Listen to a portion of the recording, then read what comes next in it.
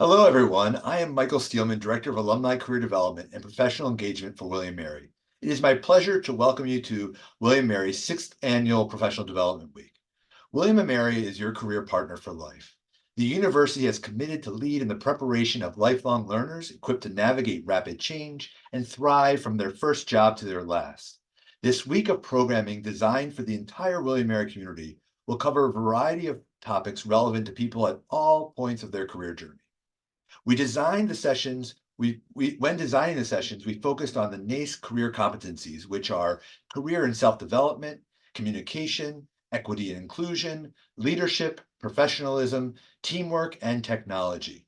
We are truly grateful for the continued engagement of our community to support one another's professional success.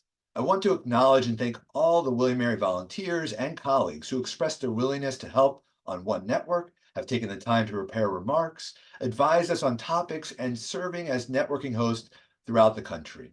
Without your guidance, support, and expertise, this week would not be possible. I'm joined today by my colleagues and co-planners Kelly O'Shaughnessy and Alex Beard, who you'll hear more from later on in this session. Before I turn things over to our guest presenter, Dr. Kelly Crace, I just have a few technology items to cover. First, today's session will be recorded, and we will notify all registrants once that's available online. Questions are welcome, and we will do our best at the end of Dr. Crace's presentation to address as many questions as time will allow. Just roll over the portion of the Zoom window and you'll see a Q&A icon appear. Use that to submit your questions and we'll monitor those throughout the session. Now, Dr. Crace is Associate Vice President for Health and Wellness and Director for the Center for Mindfulness and Authentic Excellence at William & Mary. Kelly Crace is a licensed psychologist and the co-author of Authentic Excellence, Flourishing and Resilience in a Relentless World, Authentic Excellence for Organizations, and Life Values Inventory. He has published and presented in the areas of values, flourishing, resilience, life role development, and transition, and organizational development. He is president of the Applied Psychological Resources and has conducted over 3,000 seminars for organizations. As you listen to Dr. Crace's remarks, we encourage you to think about ways you can proactively develop yourself and your career through continual personal and professional learning, awareness of your strengths and weaknesses, navigation of career opportunities, and networking to build relationships within and without of your organization. Without further ado, Dr. Crace. Thank you, Michael. It's such a pleasure to be with you, and thank you for the invitation to be able to spend some time with some dear colleagues and friends around this issue of wellness. I'm looking forward to being able to spend some time sharing with you some things that we've learned in our research on flourishing, especially as it relates to life transitions. I bring no wisdom to this conversation. I only bring what I have learned from lovely colleagues such as yourselves to be able to share what we know really predicts flourishing through life transitions, through change. That is all important to us. But before we get started, I just want to send a note of gratitude to the Office of Career Development and Professional Engagement, and to Michael and to Kelly and Alex for inviting me to be a part of it, but also especially to all of you. The fact that you're coming here says at some level you recognize the importance of wellness, not only for yourself, but possibly in your role as a leader or as a parent or as a partner or a friend, the importance of making this a priority as we enter into various transitions that have meaning for us. So I want to thank you for your time, because your time is precious. And I look forward to sharing some things with you that I hope will be helpful. One of the things that we are looking at is wanting to kind of understand a context of why are we seeing what we're seeing in this world as it relates to issues of difficulties flourishing or hyper stress or feeling overwhelmed. Part of it is what we're seeing, especially in the endemic area following the post-pandemic, is we're seeing a higher degree of vulnerability because there's just authentically a greater degree of uncertainty in our lives. And anytime we step into something that matters to us and is meaningful and yet has not evolved yet, it's ahead of us, and there's uncertainty related to that, we experience that as stress. It's stress that's not bad, it's a good thing. But yet, during this time when we find ourselves really seeing the uncertainty of it that may have cost, we feel that, and it can move from stress to strain. Stress is a good thing. Stress is a function of caring. Strain is unsustainable. And so in this greater relentless pace, a relentless unchanging, a relentless change in our world, a relentless uncertainty, and the relentless noise around us, it can make us feel more vulnerable at a time when we're trying to build confidence. That being said, for instance, with our vulnerability, how many of us at some point in time during the pandemic stopped and paused and said, I've got to do this differently at some level, that my normal coping resources to manage what we're facing is not quite getting it done. And you looked for additional strategies and resources to help adjust and adapt your model.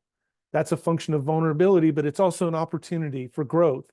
And one of the opportunities that we recognized that was so helpful, one of the silver linings as it relates to the pandemic, is it taught us the critical importance of public health and wellness to be primary in our lives. And it also taught us that our mind has a limitless capacity to adapt.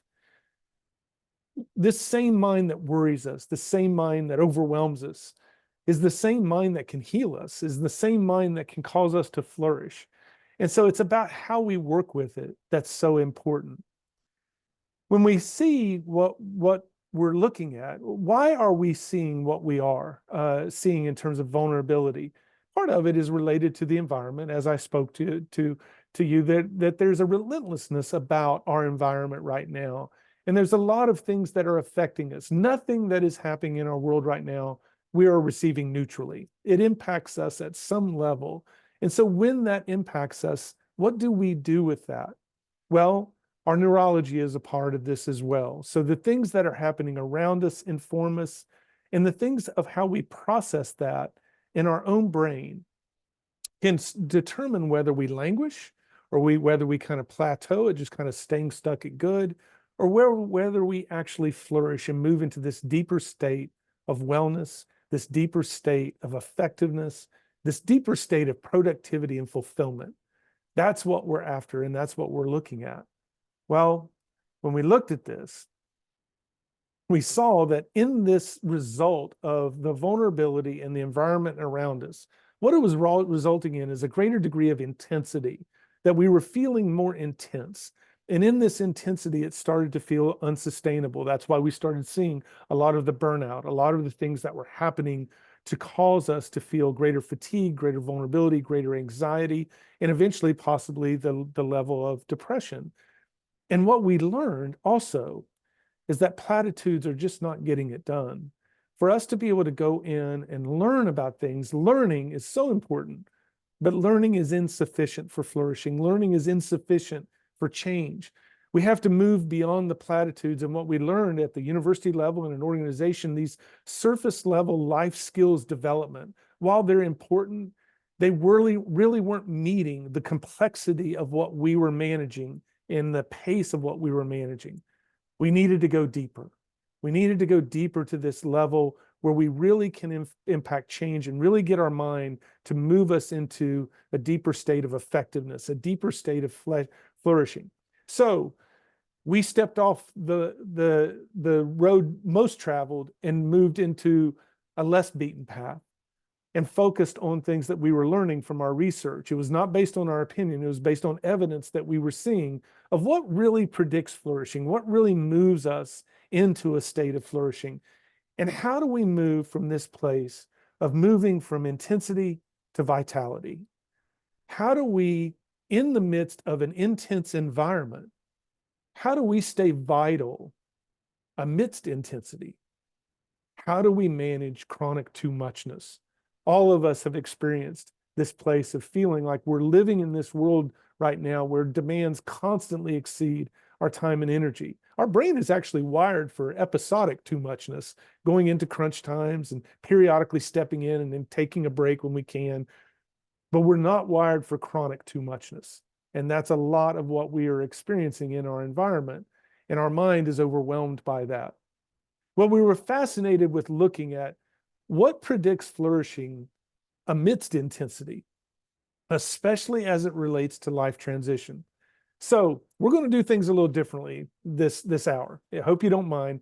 The last thing you need to listen to is my tired old voice the whole time. I'm going to put you to work.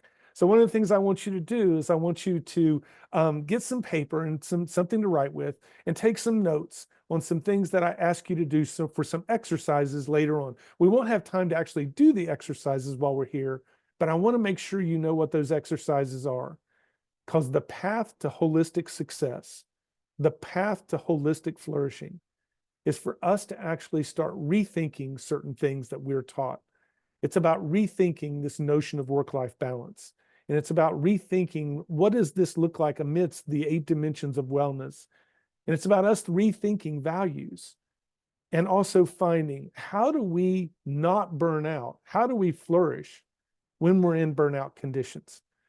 So whether you are a student that is getting ready to start this next life chapter, postgraduate for your first career, whether you are embarking on your 7th career, or whether you're looking at a life chapter beyond your work role, or whether you're parenting someone that's doing that, or one of my colleagues here on campus that's working with students with that, no matter what your frame of reference is, I want us to focus on these 3 areas because they've been identified in our research over the past 35 years of working with a wide range of diverse generations and ages and cultures and organizations, including the full continuum of the neurodiversity continuum. What really predicts flourishing, and how do we work with it? How do we manage it amidst intensity? So this is what we're going to spend our time with. So let's get started.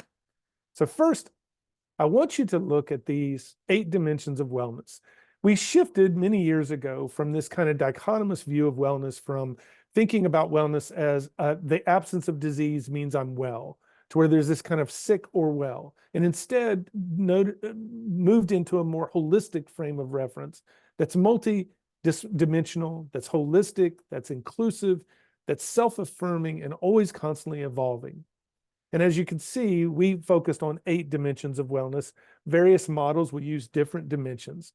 But the way you want to think about it is, we learned that just knowing what these 8 dimensions are does very little for us. It doesn't really lead to a greater investment in wellness. How do you actually engage in being able to think of holistic success through a focus on these 8 dimensions? Well, the first step is this. I want you to look at all of these 8 dimensions: the mental and emotional, the physical, the spiritual, the financial, intellectual wellness, occupational wellness, environmental, and social. And instead of me spending time telling you what these dimensions are, we learned that it's actually more effective to trust your wisdom based on your own personal and cultural lens. So I want you to take a few minutes. I want you to jot down these 8 dimensions of wellness really quickly.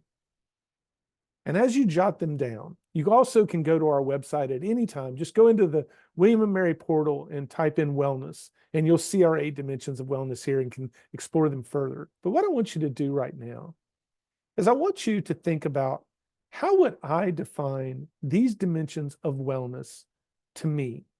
Like, what does physical wellness mean to me? What does emotional wellness mean to me? How would I define spiritual wellness? It's so interesting to listen to people's different definitions. Take environmental wellness, for instance. I will have people define environmental wellness that, for me, environmental wellness means keeping my room or office clean and organized, because I work better when I feel like there's a sense of organization to my office or to my room. For others, it's more about sustainability, thinking about my interaction with me and my environment, the human environment interaction from a sustainability standpoint. And for others, it's more of a definition of inclusion, of how well in my environment do I feel a sense of inclusion, a sense of belonging, a sense of connectedness with the environment around me. So as you think about this, how would I define this? And I'm going to give you an exercise that we found, that people that move into a deeper state of productivity, fulfillment, and resilience, they practice this every year. They're very intentional about this every year. So this is the exercise I want you to do, and write down the instructions to it. I want you to get 2 sheets of paper, and I want you to think of these 8 dimensions of wellness. And on one of those sheets of paper, I want you to write current. Now, my current wellness harmony. The notion of harmony is really important. because this relates to some of the platitudes that we're taught. How many of us have heard every single day the importance of work-life balance in order to be well? That we must strive for work-life balance to be well. Actually, striving for work-life balance doesn't lead to flourishing. It actually leads to us moving away from flourishing and into languishing, because if we're constantly trying to perfectly balance the things that are important to us, we usually end up at the end of the day either judging ourselves negatively for failing to do it or being upset at the world around us for not allowing us to do it. We found that people that consistently flourish, they focus more on work-life harmony, and they focus on harmony around these 8 dimensions of wellness. What does that look like? So once a year, at least once a year, they'll go through this exercise. On that first page where it says current, I want you to graphically depict using circles or whatever shape you most prefer. It doesn't have to be circles. Pick a shape you most like. But I want you to use that shape to graphically depict these 8 dimensions of wellness according to 2 criteria. First, how much time and energy are you devoting to this dimension of wellness? And if it's a lot of time, it should be a big circle. And if it's a little amount of time, it should be a small circle. And if it's dormant, it should just be a dot. The second criterion is, how important is this dimension of wellness to me in my life right now? And you place that shape on the center of the page if it's very important, and on the periphery of the page if it's less important. So for a dimension of wellness that is taking a lot of my time and energy, I'm devoting a lot of time and energy to it, and it's very important to me right now, it should be a big circle in the middle of the page. So according to 2 criteria, how much energy you're spending on it, how important it is for you. And think of the interaction of these dimensions of wellness. If one complements another, they should be overlapping circles. Those circles should overlap for you. So spend a little time with that. It takes about 10 or 15 minutes to really think about. Don't overthink it. Just kind of play with it. And you can have an eraser with you where you can constantly make it be what you want it to be. But let it be what is, not what you want it to be. What is. Then get the second sheet of paper out. And this is preferred wellness harmony. And then I want you to do the same exact exercise, only this time, what do you want it to look like? What do you want your wellness harmony to look like? A couple of things to think about with that. You have the same amount of energy in the same amount of time as you did currently. So you can't just expand all of the dimensions. If you expand one, you've got to shrink another. So you've got to remember, I have the same amount of time. There's only the same amount of minutes in a day. If I'm going to expand one, I have to shrink one. What do you want it to look like? And think realistically. Don't be perfectionistic with it. Think realistically on that. And give yourself a time frame. When would I like for this to move toward that? How much time am I going to give it? A year? A couple of months? A few weeks? Is there a time frame that you're thinking of where I want to start moving it toward this preferred picture? And then I want you to do a brainstorming thing. I want you to think of as many factors as you can think of that are supporting that move, that will help you in that move. And then I want you to think of, what are the obstacles getting in the way of that? And then spend a little time after that of, how do I make sure I amplify the supportive factors? And what are some ways I can manage the obstacles and manage some of the challenges?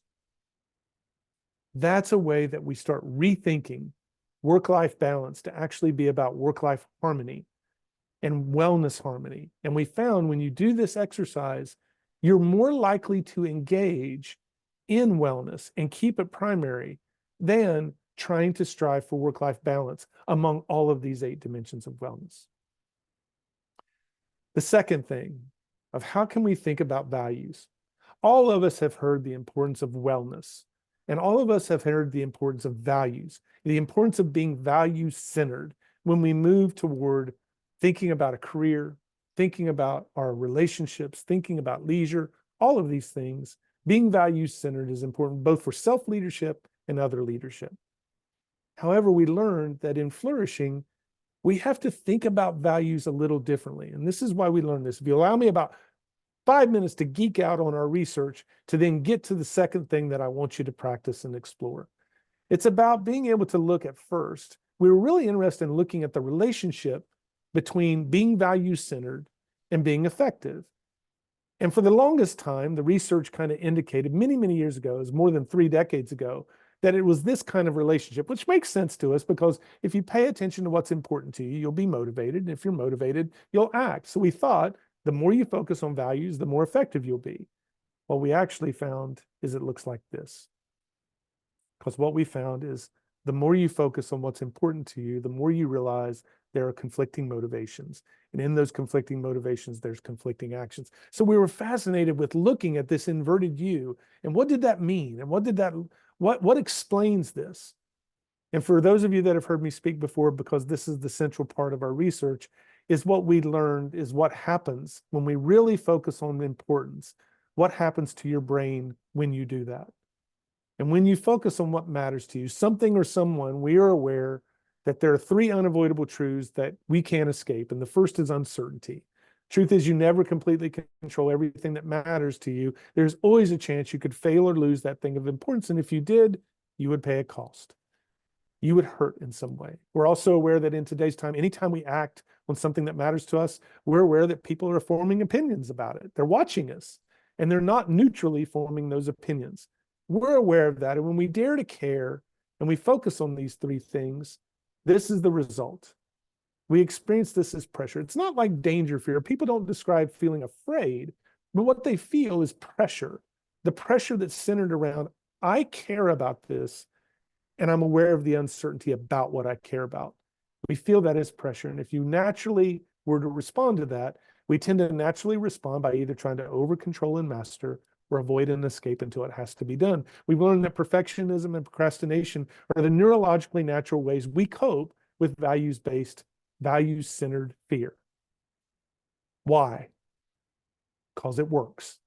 This is actually called the fear-based model of excellence, because if I try to control everything, it moves me into a different gear of motivation and focus. It brings an intensity to it. And if I avoid this pressure until it has to be done, well, when it has to be done, it doesn't matter if I'm afraid, because it has to be done. And that moves us into that different gear of motivation and focus.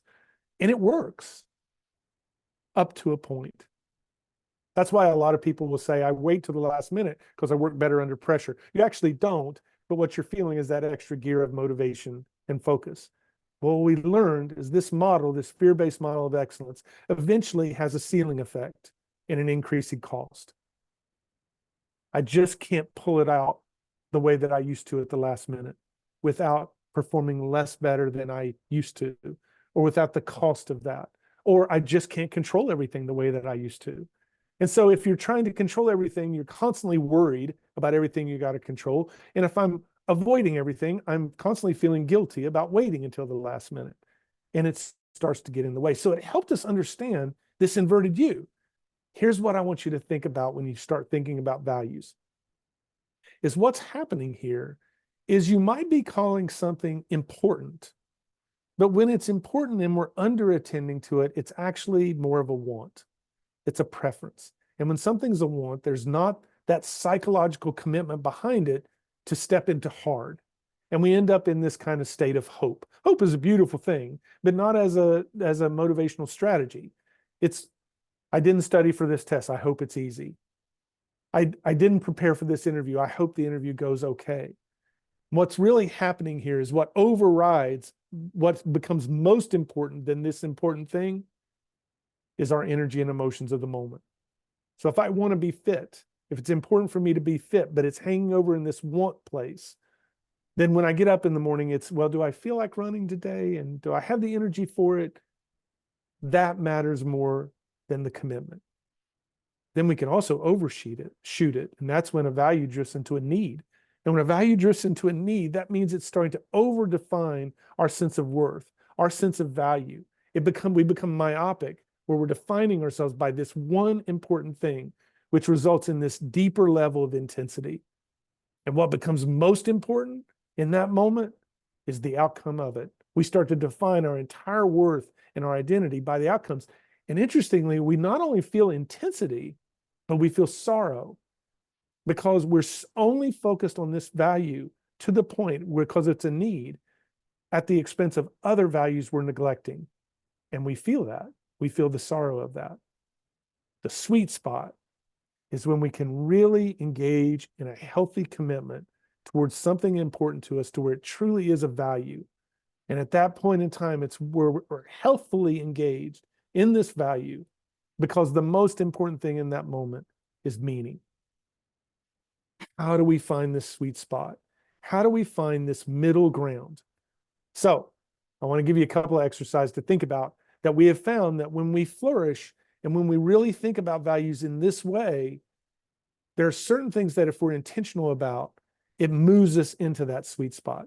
So with that in mind, we spent many years, over a decade, in the empirical assessment, a culturally sensitive approach to measuring values, life values, and we did that through the life values inventory. Started with over 200 values. And in looking at that, these 14 values were the most empirically predictive and accounted for the most variance and were the most stable across generations and ages and across cultures.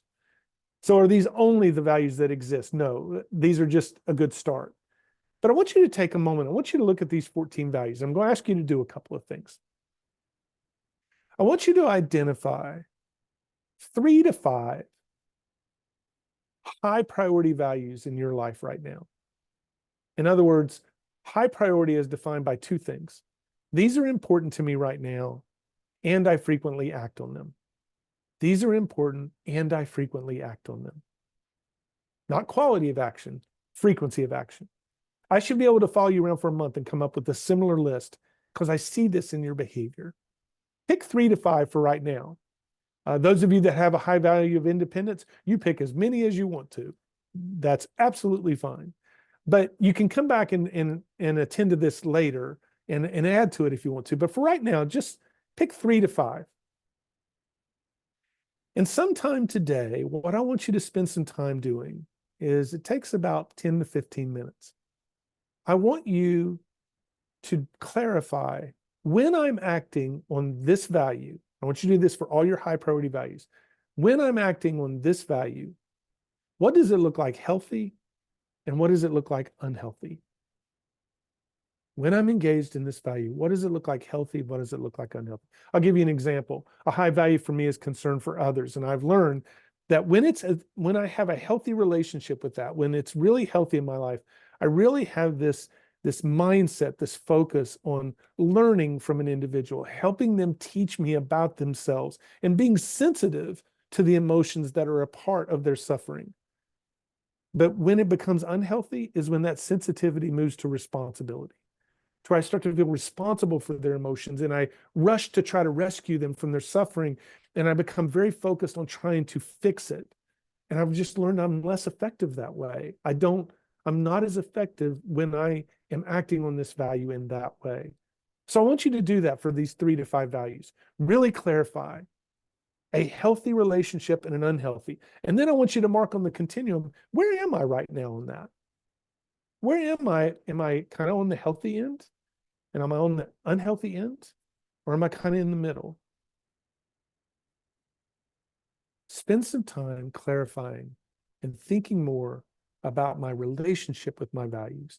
Because what we learn is one of the biggest paradigm shifts for people that consistently flourish is they move from values clarification to values relationship. From what my values are to how are my values alive in my life and what do they look like healthy and unhealthy. Now, for those of you that fall more on the perfectionistic end, when you get done with this exercise, this is not your new to-do list to succeed or fail by. This is brain training. This is advanced mindfulness. It's about training your mind that it's all about catching and recovering. People that flourish have a constant acceptance of chronic catching and recovering. And so what it does is if you know what unhealthy looks like, you'll catch it quicker. And if you know what healthy looks like, you can choose to focus more on that in that mindset. That's what a mindset is. Mindset is not what are you thinking or feeling in the moment. I can be thinking and feeling a lot of things. But a mindset is what do you decide to focus on in that moment no matter what you're thinking and feeling. And this gives you the chance to move into this kind of relationship, because we know the healthiest relationships have healthy boundaries. Another thing I would like for you to do is I want to go back and I want you to identify a value among those 14 values. I want you to identify a value that's kind of hanging out in the want section. That is important to me, but I'm not ready, I'm not committed to it yet. And I'm not stepping into the hard of it yet. It's there. I kind of want to do it, but I'm not quite committed to it. Identify a value right now that's kind of hovering in the want area. And then I want you to identify a value that is vulnerable to drifting into a need state. And then I want you to identify a value that is kind of in its sweet spot right now. It's not perfect. You're not perfectly doing it, but it feels healthy. Like I'm attending to this value. I'm committed to it because I'm willing to step into the hardness of it. And I'm also have it in perspective to where it's not a need right now. It feels healthy. I want you to identify a value that's kind of in the want section, one vulnerable to being in a need section, and one in a value section. One of the things that we found is by doing these two exercises, we find that it really helps you move into that sweet spot.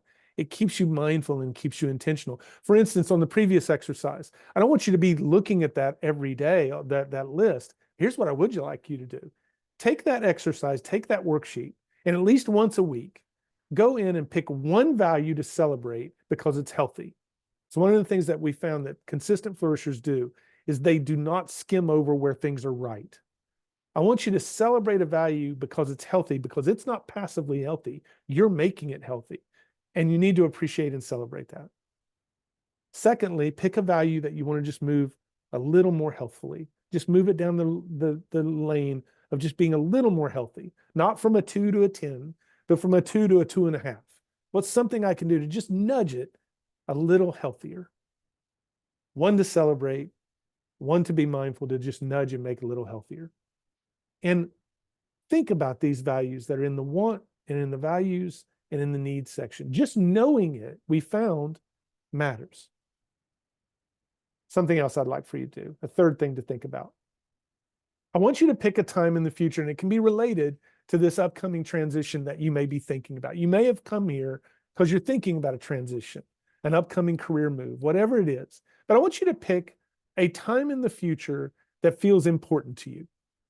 A time in the future that feels important to you. It can be next year.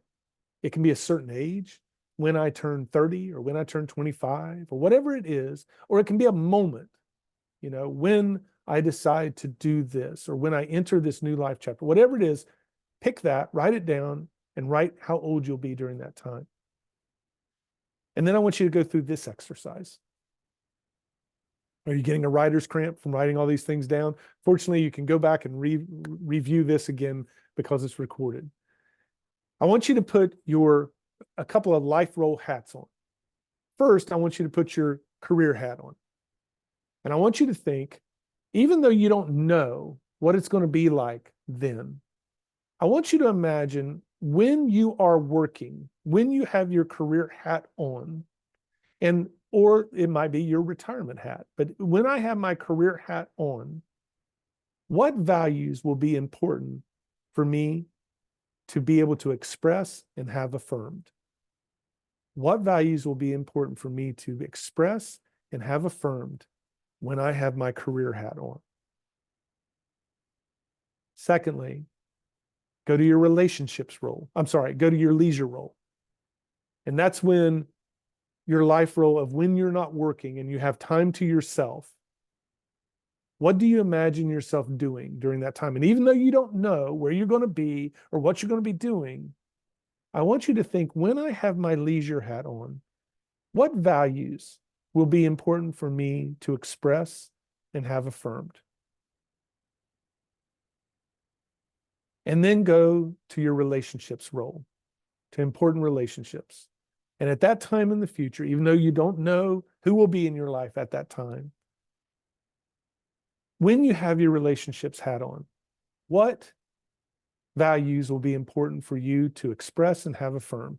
Now, for some of you that may say, well, duh, it's belonging, but I want you to go deeper. I may say the relationships at that point in time, I want to have relationships in my life that will affirm my independence or my creativity. I want relationships that will allow me to engage in these kind of values. Whatever that is, what would that be? And spend some time with that. What's the importance of this exercise? We find that when we think ahead of important times in our life, the thing we're most reminded of is all of the uncertain things that could happen along the way that could derail that path. And that's when fear moves forward. And that's when intensity comes with it. And that's what causes us to either over control or avoid. So we'll either place less time in thinking about that time and not plan for it, or we'll overthink it. And what we found is if you can remind yourself that even though all the uncertainty exists, I still have agency of knowing what I care about and being able to find ways to act on what I care about. It also gives you great opportunities to be able to go into those future opportunities with great interview questions, because then it becomes about work culture. And when I move into work culture, what will it look like? What kind of values are a part of this work culture? And it allows me to ask questions that are my values laden in ways that will give me insight as to, will I be able to engage in these values here? And what values are a part of this work culture? And do they align with mine? It gives you a great opportunity to come up with interview questions. So if you want to go deeper into this, I'd like to recommend that you go to an open educational resource. This is our portal, and it's an open educational free resource that has our research on it. And it has, if you want to go deeper into assessment of values, this is an opportunity to go about doing that. This is the Life Values Inventory. It's online. It holds your data so you can take it multiple times and see how your values evolve over time.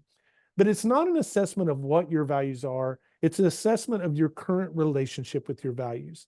Again, moving you toward that paradigm of thinking of my values relationship. Because if we do that, we manage intensity in a vital way. And think about that in terms of going back to your wellness harmony. That also guides your research too. For instance, financial wellness. If that's a big bubble for me and it's very important, then I want to go deeper into exploring what that means for me. But if it's a small bubble, then I may just have one or two goals, just one simple goal for that. And that's sufficient. That's enough for now. It's about being able to help guide you through this in a vital way. Finally, I have a loving challenge for all of you. How do we manage chronic too muchness in a vital way? What we did, there was 4 years of our research, over 35 years. We spent 4 years working with organizations and agencies that were in high burnout conditions, high burnout environments. These were our social justice advocates and activists. These were our public health professionals. These were organizations that some of them were rolling that heavy boulder of social justice or public health up the hill every day. Constant turnover, constant burnout. What did people do that flourished and didn't burn out in burnout conditions? And we found that they focused on 3 major things every day. We were expecting this very complex, elaborate, sophisticated thing that we could just be inspired and awed by. And in fact, what they do is they get very elemental. And so this is a loving challenge. I want you to practice these 3 major things. And then they also focused on 3 minor things. 3 major things to flourish through chronic too muchness, and 3 major things. I term them the essential nourishment of flourishing and the essential seasonings. You got to have the 3 basic ones for nourishment, but these essential seasonings kind of add to the robustness and richness of being able to flourish through chronic too muchness. So here's the first thing I want to ask you. Write these 2 questions down. If you could only be remembered for one thing, which is totally unfair, you're going to be remembered for a lot of things, but if you could only be remembered for one thing, what would that be? Like when I think of Kelly, the only thing I remember about her is this. What would she hope I would say? If I could only be remembered for one thing, what would that be? and why. Write what it is and write why that is. This is not a tombstone question, by the way. This could be someone that enters your life for a week. When they leave, if they can only remember one thing about you, what would you want that to be? Second question. If you could actually be remembered for two things, what would you want that to be? And are those two related in any way? Do they complement each other or are they separate? Doesn't matter. But if you could actually be remembered for two things, what would be the second thing you would add to the first and why? And here's the exercise. I want you to practice this every day for the next 8 weeks. And then I want you to give me a call. I'm going to give you my contact information. I want you to give me a call and tell me what you notice. I'm serious, because it takes less than 5 minutes a day to do this. But here's the training. Here's what I want you to do. Start off every morning with this question. What opportunities are there for me to practice the two things I want to be remembered for? And be realistic with your time expectations. One day you might say, I could just think about these two things for 30 seconds because I got a lot of other important things to do. But there may be some days when you say, I could actually immerse myself in these two things all day long. I could step into these two things all day long. Ask that question every day as if you've never asked it before and allow the answer to vary according to your time and energy. What's the point of that? Human beings are most naturally motivated by fear and comfort.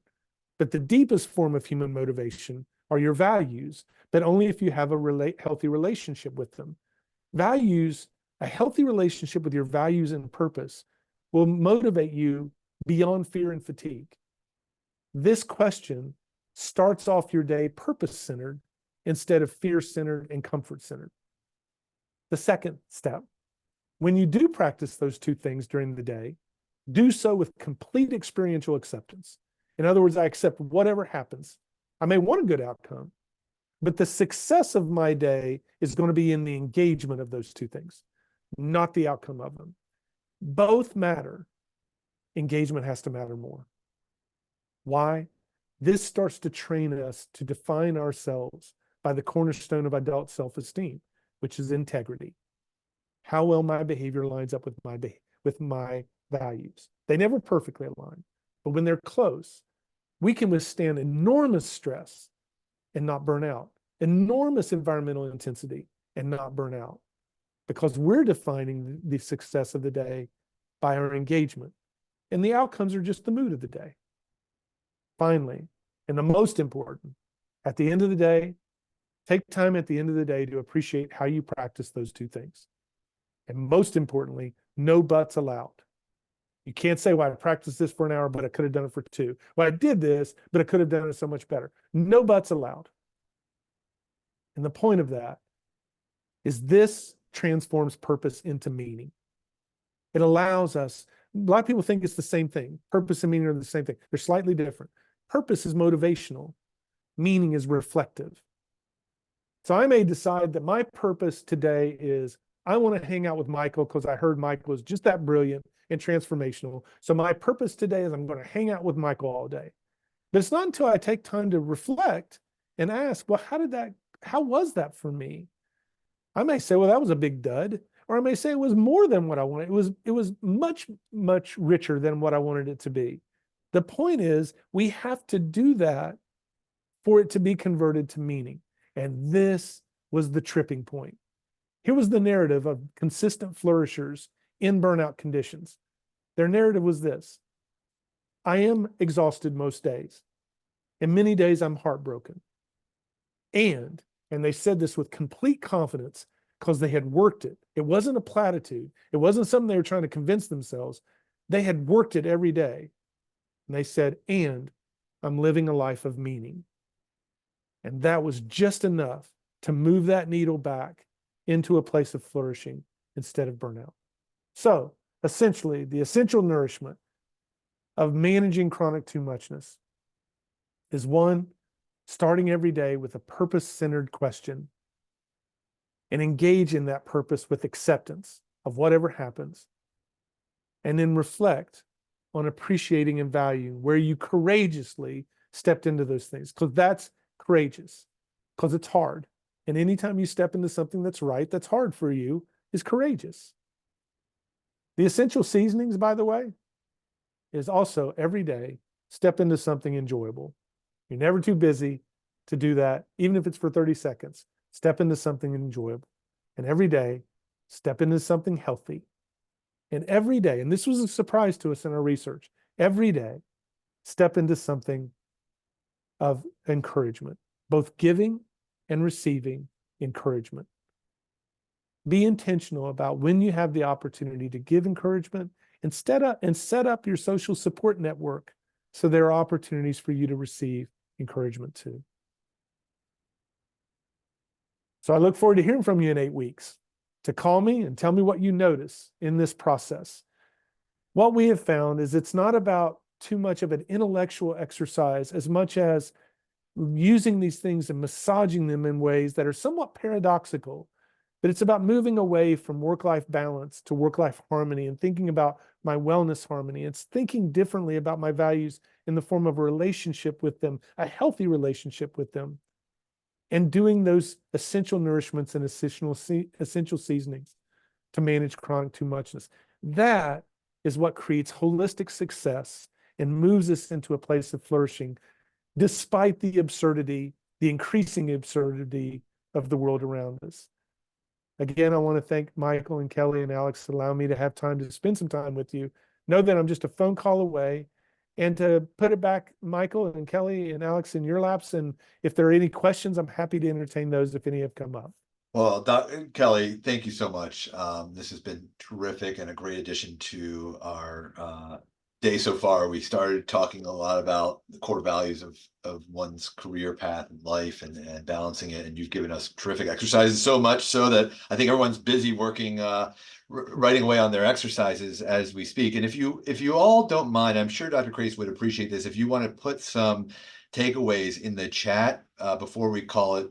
We certainly have some time here for Q&A, but if you don't mind taking a moment to some of the things that you drafted in your notes and your journals or wherever, put some on in the chat. We'd love to see that, and we can discuss and reflect. But I always enjoy hearing your session. It always, to this point, it's like, how often should we revisit this a bit? Like, how often is too much to I guess it goes into your whole design. It's it's all about the mindset and not necessarily frequency. It's how you become more comfortable with it, right? It is interesting that we found that consistent flourishers will do these kind of exercise at least once a year. It's one of the reasons why we set up the LVI, to be able to capture your data in a secure way so you can see over time how my values evolve over time. Because it used to be values were thought to be very static and fixed. And actually, we're dynamic human beings, so our values are dynamic as well. And it's good to see that over time. But generally speaking, at least once a year, but also before every big transition, or if they find themselves in a transition they hadn't planned on, but are in it, how can they use their values as a guide through that? It's typically what we found to be the most effective. Wonderful. And you're getting some great shout outs, some reflective comments here in the chat. So I'll download, send it to you so you have a good history of it. But there is a question, and I want to ask that because I think it's actually many people may resonate with this. Yeah. This individual is an empath and really certainly takes on everyone's emotions. And how does she or he protect themselves from taking on that burden or that weight of everyone else's emotions? Oh, that's just such a great question. Interestingly enough, one of the things that we found that was predictive of flourishing was high sensitivity.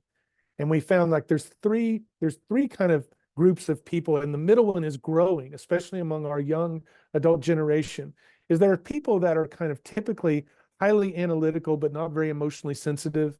And then there are other people that are highly emotionally sensitive, but not very analytical. And then there's this middle group that we call active-minded and active-hearted.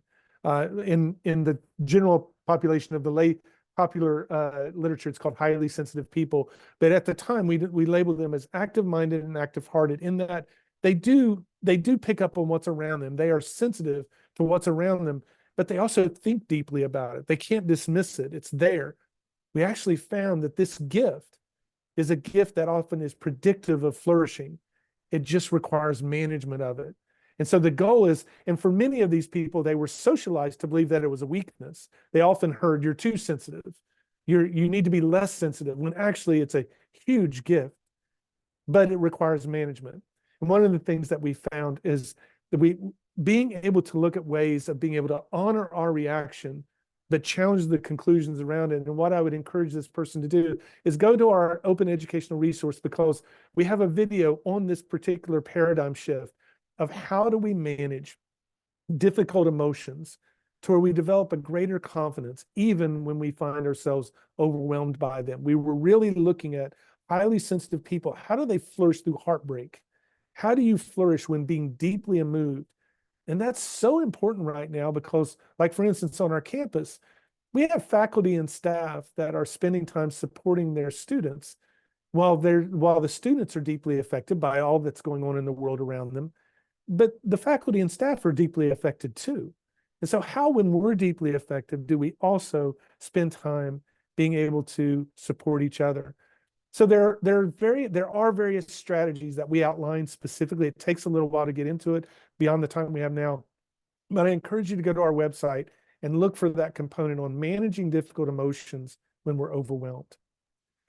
Wonderful. Excuse me.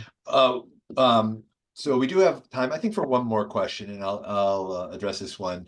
What is the best way to help people who are going through difficulties, but you live far away from them, or they don't always connect with you all the time, but this person wants to give ideas for how to improve things, but also knows that some people just want a person to talk to and listen and not be told to.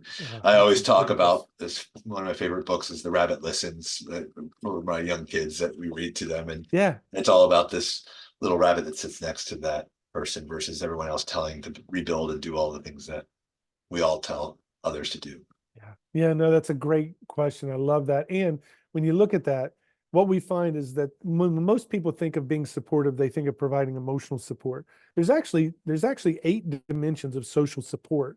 There's multiple dimensions of how people feel supported. There are times when I may want to go to you and I want you to just listen. There may be times when I want your emotional support of knowing you're in my corner, but there may be times I want your mind. Like, you think differently than I do, and I want to understand, what do you think of when you think about this? Here's the interesting paradox. People tend to kind of give the social support that they feel best at. So if I'm a good problem solver, the way I want to support people is to solve their problems, that type of thing. When actually the best mirroring and when people feel the most supported is when the support that is being sought is aligned. And the best way to do that is when someone is talking with you and they're bringing up issues, even if you're at a long distance, if you can ask them one question, listen to them carefully, and then ask them, how can I be of most support to you right now? And be willing to be coached. Be willing to be coached, because they'll tell you, I just need someone to listen, or you know me better than anyone else. What do you think? Or they may even say, I want you to solve this for me. But even if they ask you to solve it for them, instead of saying the 3 words that are the biggest, we move away from these 3 words more, and the other 3 words is you need to. Instead of saying you need to, instead say, well, if you're asking my opinion, when I think about this, this is what comes to mind for me. What do you think about that? And you share what you're thinking, but you do it in a way that is saying, this is what I think. That doesn't mean it's the answer. And what do you think with that? And we find that kind of alignment works. And it's a question we can all ask if we're willing to be coached, is how can I be of best support to you right now? Such great advice, especially in the workplace or in any situation. So with that, I'm going to turn it over to my great colleague, another Kelly, but Kelly O'Shaughnessy, and she'll close things out. And but really thank you again, Dr. Crace. Always a pleasure working with you. Thank you, Michael. Thank you, Alex. And thank you, Kelly. I really appreciate the opportunity. Yes, and as Michael mentioned, we're definitely going to share the chat with you and download it for you so that you can see the comments, some from alumni who took your class previously or you spoke at orientation for them. So definitely want you to be able to see those. But thank you again for sharing your knowledge and advice with our full William & Mary community today. We really appreciate the time and effort you took in presenting this. I know I've heard the session many times, but I learn something new about myself every time because, as you said, I'm in a different stage of life. And I really appreciate how you helped us understand how to shift our mindsets to harmony, to help us find the middle ground, the sweet spot of our values, meaning, and being engaged, and help us lead with purpose, experience what we intend, and reflect on our own purpose and experience each day. As Michael mentioned at the beginning of today's session, we are working to make sure that we are incorporating the NACE career competencies, and this one definitely hit on career and self-development, as well as our own critical thinking. We ask that each of our attendees today take some time. Dr. Crace gave you several exercises. I think I counted maybe 6 or 7 different exercises that you can do for yourself. What I'd like you to do right now is just decide which exercise are you going to come back to. Right now, before you leave today's session, which exercise that was mentioned today will you come back to and do first in the near future? We've provided links to the resources that were mentioned throughout the session with the life values inventory and the 8 dimensions of wellness. These will be incorporated as well in the email later with the recording. And now I'm going to pass it off to Alex for any other closing next steps. All right, thanks, Kelly. So thank you for being part of today's session, and thank you, Dr. Crace, for your thoughtful insight and all the research that you've shared. I encourage you to join us for tomorrow. We have 2 panel discussions. First, one at noon Eastern Standard Time, and we'll be discussing ascending leadership from intern to executive. And then around 3:00 p.m. Eastern Time, we'll discuss modern leadership strategies for inspirational team management. Your participation is greatly appreciated and encouraged, so be sure to check out the full calendar of events. We also have an online networking hour on Friday at 12 p.m. Eastern Standard Time. And I certainly invite you to join William and Mary One Network. That's ONE network at wm.edu. On there, you can share insights from the sessions today. I would love to hear some more of this conversation. We have a pinned post at the very top of the site where you could just drop some of the anecdotes or thoughts that you've shared in the chat to the broader William and Mary community, and we can really drive a conversation around professional development. So thank you all so much for joining us today. Have a wonderful evening.